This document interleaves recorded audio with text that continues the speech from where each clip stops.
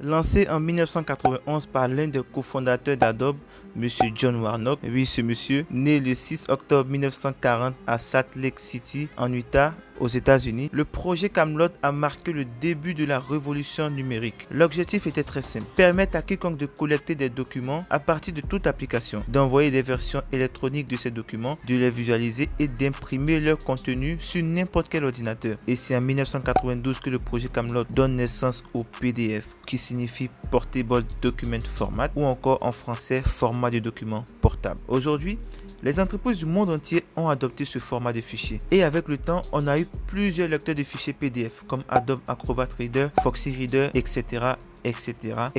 Mais ces logiciels ne nous permettaient pas de convertir ou de modifier nos fichiers PDF, ou du moins dans les versions gratuites. Mais vu qu'on est sur Evans Yahoo Channel, vous vous en doutez, j'ai déniché encore un outil en ligne qui vous permettra de modifier tous vos fichiers PDF et de les convertir ensuite dans n'importe quel format tel que Word, Excel, PowerPoint et inversement.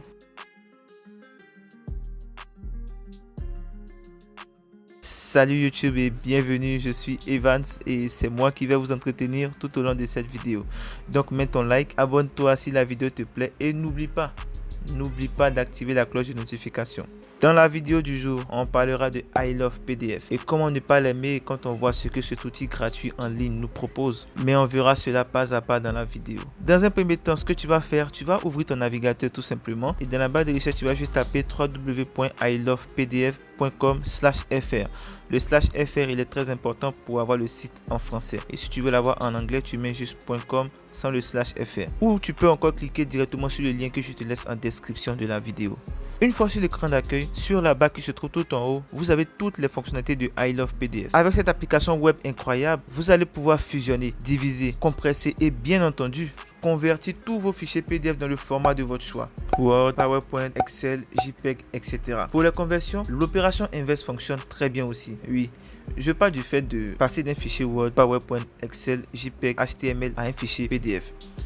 De nombreux autres outils sont également mis à notre disposition, tels que l'insertion des numéros de page, des filigranes, le fait de pouvoir sécuriser aussi, car c'est très important, son fichier PDF en y ajoutant un mot de passe, ou encore la possibilité de déverrouiller des PDF qui contiennent déjà des mots de passe. Même perso, j'ai effectué 2-3 tests et je peux vous dire que cette fonctionnalité ne marche pas toujours bien. Avec I Love PDF, supposons, tu as un fichier qui pèse 50 mégas, alors que Gmail ne demande que 25 mégas maximum.